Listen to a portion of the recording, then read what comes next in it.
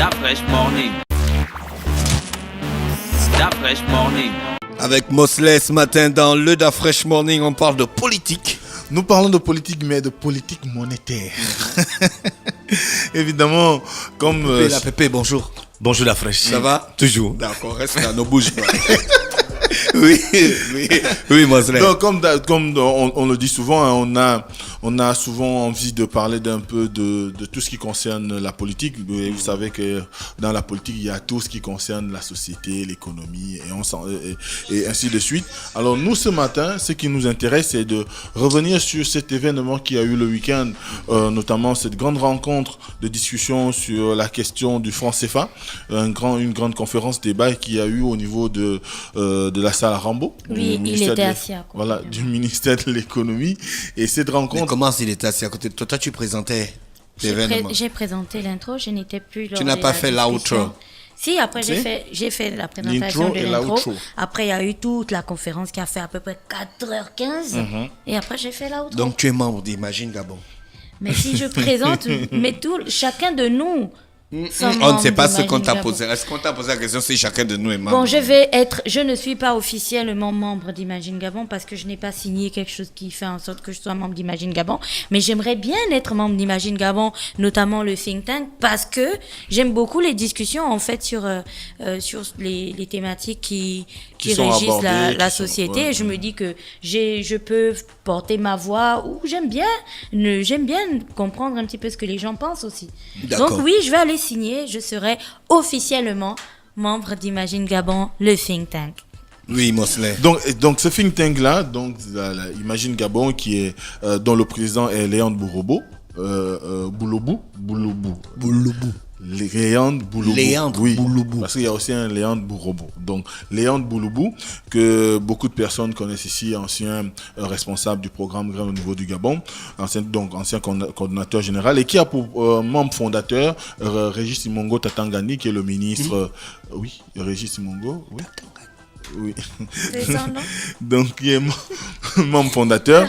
Et cette conférence débat a eu un point essentiel, c'est parce que elle traite d'une question aujourd'hui qui n'a pas très cours, du moins dont on ne parle pas assez au niveau de l'Afrique centrale. Et vous savez que l'Afrique centrale avec l'Afrique de l'Ouest ont en partage cette monnaie, donc le franc CFA avec les Comores. Mais il se trouve que sous d'autres cieux, la question est comment? Les Comores. Oui. Ouais. Et sous d'autres cieux, la question est très développée, la question est très traitée. On voit par exemple le leadership d'une personne comme Kémy Séba du côté de l'Afrique de l'Ouest qui essaye d'amener les Africains à se décider, à sortir de cette monnaie. On a également le leadership engagé par le professeur Nicolas Umbenji sur la question. Donc il y a un foisonnement de mouvements à travers l'Afrique de l'Ouest, mais également même dans la diaspora, qui traite de cette question, mais ça n'a pas souvent trouvé écho, ou ça ne trouve pas réellement d'écho au niveau de l'Afrique centrale, où les pays et même les populations ne se posent pas trop, ne s'y intéressent pas trop. Et dès cet instant, le fait qu'Imagine Gabon ait eu à mettre cette question là sur la table et inviter des experts, hein, des personnes qui travaillent sur la question. On a par exemple le professeur Daniel Cohen de France qui est arrivé. On a le professeur Jean-Jacques Ecomier de l'université Omar Bongo, tout comme on a eu l'inspecteur central du ministère des Finances, monsieur Fidel Mangwangou, et on a eu un jeune expert international également, Cédric Mbeng Mesui. Donc ces personnes-là ont entretenu l'assistance sur les différentes voies qui pourraient être des voies à suivre pour pouvoir soit sortir du franc CFA ou encore y rester, et comment peut-être on peut envisager son avenir. Donc c'était la grande problématique. Quel avenir pour le franc CFA dans les pays de la CEMAC, donc la CEMAC, la Communauté économique et monétaire d'Afrique centrale. Et nous lorsqu'on a assisté, on a vu qu'il y avait un auditoire rempli, beaucoup de personnes qui étaient aussi bien des professionnels de la finance, de la banque, des économistes, des étudiants. Voilà. Pourquoi étudiants, tu insistes? Donc, des étudiants, mais également des personnes lambda, des gens qui sont en réalité rien que des utilisateurs de cette monnaie. Et cette question aujourd'hui mérite qu'on s'y arrête, mérite qu'on en parle, tout simplement parce qu'il s'agit de la monnaie qui gouverne la destinée économique ou encore le monde de la finance au niveau de la sous-région CEMAC. Et dès cet instant, les questions qui se posent à l'international devraient également trouver écho auprès de nos populations. Et d'ailleurs, c'est tout le sens des interventions qu'il y a eu.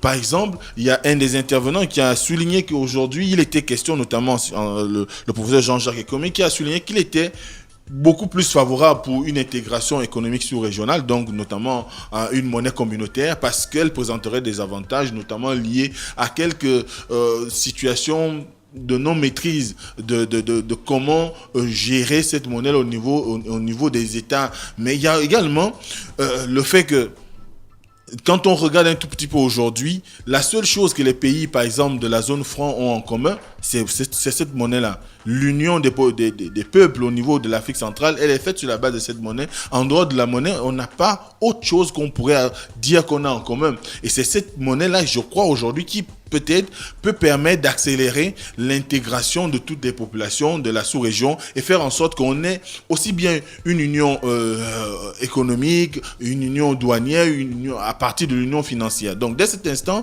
c'est une situation qui c'est une monnaie qui est nécessaire aujourd'hui. Donc, pour lui, il est intéressant ou il serait intéressant qu'on reste dans la communauté. Mais il y a également le monsieur Fidèle Mangangwa qui, lui, a pris le sens contraire. Pour lui, il est question pour lui, en ce qui concerne l'avenir du franc CFA, d'aborder cet avenir-là en décidant de se doter d'une monnaie nationale.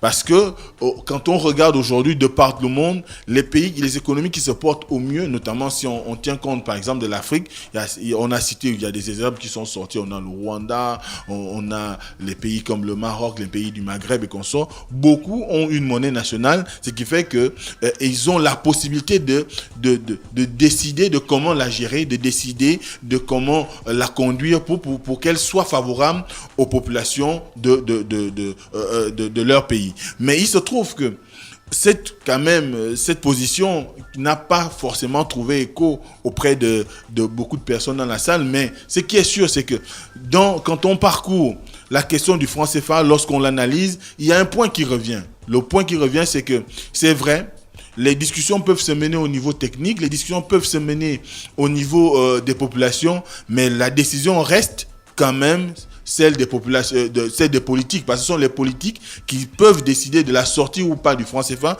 Et d'ailleurs, on a souligné le fait que quand vous allez aujourd'hui au niveau de l'Afrique de l'Ouest, il y a une construction monétaire qui est en train de se faire, notamment avec la CEDEAO qui veut mettre en place sa propre monnaie d'ici 2020 en y associant les anciennes colonies anglaises, donc notamment le Nigeria et consorts. Et dès cet instant, quelle est l'issue que la CEMAC se donne, étant donné que, et même quand on va plus loin, on voit que dans la CEMAC, on n'a pas que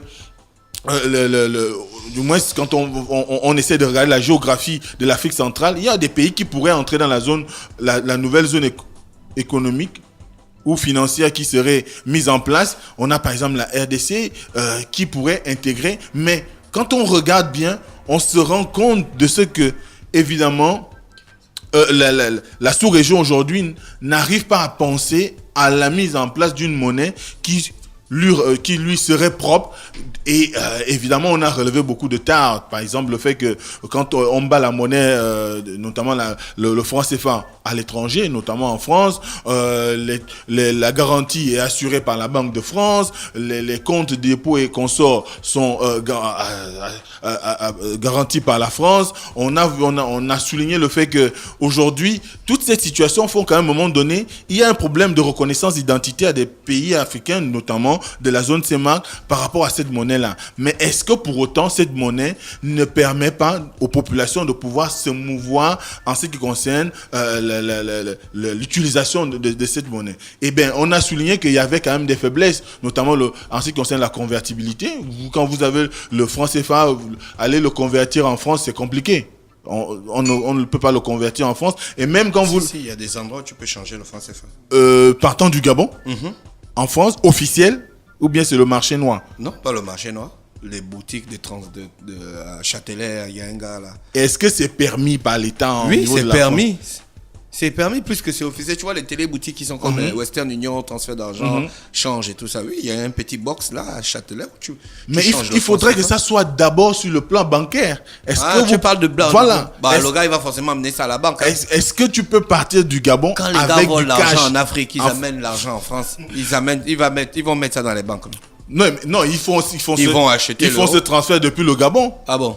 Oui, forcément. Jamais. Si je faisaient le transfert depuis le Gabon, devait les attraper. Il devait avoir la traçabilité bancaire. D'après, je ne pense pas que tu puisses partir du Gabon avec 1 milliard de francs ou 1 million, il y a 200 millions de francs CFA. CFA. À l'aéroport dans l'histoire de notre pays avec des milliards dans les valises. Ça veut en dire francs CFA? Oui. Ça veut dire que... En euros d'Afrique, pas en francs CFA. Non, quand tu parles de nouveaux trucs là, moi je te parle dans l'histoire du pays. Il y a des gars qui partaient d'ici avec le franc CFA. Ils peuvent changer ça en France. Ça, c'est en quelle année? C'est toi qui as fait l'histoire, c'est moi qui tu démarres. Mais je n'ai pas souvenance de cette histoire. Donc, ce que on veut dire aujourd'hui, c'est que le problème, il y a le problème de la convertibilité, il y a le problème de aujourd'hui qui s'impose aussi, c'est que les partenaires du Gabon ou des pays de la CEMAC ont changé. Ce n'est plus uniquement la France ou encore les pays européens. Il y a aujourd'hui l'intégration, par exemple, de la Chine, qui est un grand partenaire pour les économies de la sous-région. Et dès cet instant, il faudrait, le professeur Jean-Jacques Ekomi a proposé, par exemple, la mise en place d'un panier de convertibilité qui pourrait regrouper les 3 grandes monnaies qu'on connaît aujourd'hui, notamment le dollar, puisque étant donné que le marché international est gouverné par le dollar. Ensuite, il y a l'euro qui est, on va dire, le franc CFA est arrimé à l'euro et dès cet instant le yuan aujourd'hui, parce que la Chine est on va dire un des partenaires privilégiés de la zone CEMAC. Et dès cet instant, si on crée ce panier, ça ferait qu'il y aura une certaine garantie de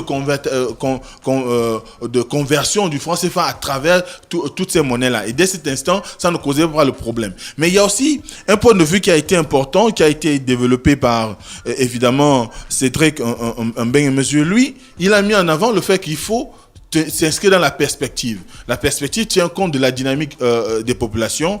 Quand on parle du franc CFA, il faut qu'on se représente le franc CFA en termes d'utilisateurs dans 40 ans. Quelle sera la population de l'Afrique à ce moment-là, notamment l'Afrique francophone ou encore la sous-région CEMAC? Est-ce que la sous-région CEMAC va représenter un grand marché pour lui? En termes de démographie, l'Afrique aujourd'hui étant une des zones les plus denses, les plus riches, avec une grande croissance en termes de population, eh bien, il est clair que le poids économique de l'Afrique ferait que si on s'inscrit dans la logique du franc CFA, il faut tenir compte de ces équilibres nouveaux qui vont naître en termes d'utilisateurs, mais également s'inscrire dans la logique de diversification. D'ailleurs, il a fait un plaidoyer, moi j'appelle ça plaidoyer, pour que l'industrialisation soit de plus en plus accrue. Il faudrait que les pays africains, notamment les pays de la CEMAC, s'investissent dans des politiques communes qui pourraient garantir la création des pôles de technologiques ou encore d'industriels importants qui permettraient à ce que le franc CFA soit inscrit dans la logique d'une monnaie forte. Or, aujourd'hui, elle n'est pas une monnaie forte, mais beaucoup plus, elle est inscrite dans une logique de monnaie sous-jacente de l'euro. Parce qu'en réalité, si tu es mon garant, je suis un petit toi. Donc, pour faire en français facile. Un petit moi. Oui. Parce que si tu es par exemple, si tu es mon tuteur, je te représente quelque part. Donc, je serai toi quelque part. Donc, étant donné que le franc CFA est arrimé à l'euro, ça fait du franc CFA à peu près une monnaie, on va dire, européenne, africano-européenne, et que dès cet instant, il faut s'inscrire aujourd'hui dans une logique de se dire qu'est-ce qu'on peut prévoir concrètement en termes d'avenir pour le franc CFA. Donc, en résumé, ce que moi j'ai retenu, c'est que premièrement, on a des gens qui sont pour qu'on continue avec le franc CFA, qui lisent à travers les mécanismes économiques un avantage là-dedans, parce qu'il y a une stabilité, il y a une parité entre le franc CFA et l'euro. Quoique on peut noter qu'il peut y avoir des disparitions, des pertes en termes de lorsque on fait la comparaison entre 1 euro fort et 1 dollar faible. À ce moment-là, au gré des échanges ou des fluctuations économiques internationales, eh bien, on peut se retrouver avec une balance commerciale qui serait beaucoup plus pas favorable pour les pays du CFA, étant donné que les échanges se font en euros. Mais Toujours est-il que pour eux, il reste que on doit rester dans le franc CFA pour le moment, dans la communauté économique.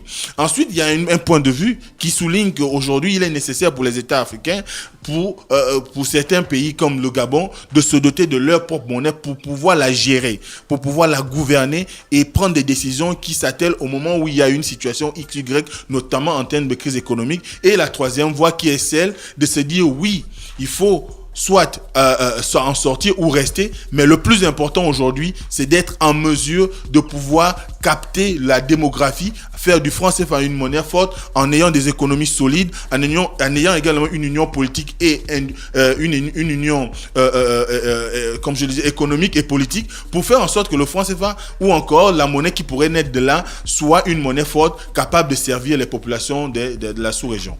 Merci Pépé. Mosley plutôt. Merci Mosley qui est avec nous ce matin. Pépé aussi, merci de ta présence dans le d'Afresh Morning. Il est exactement 10h. René Ruth est là avec l'horoscope des auditeurs. René Ruth, bonjour. D'Afresh Morning.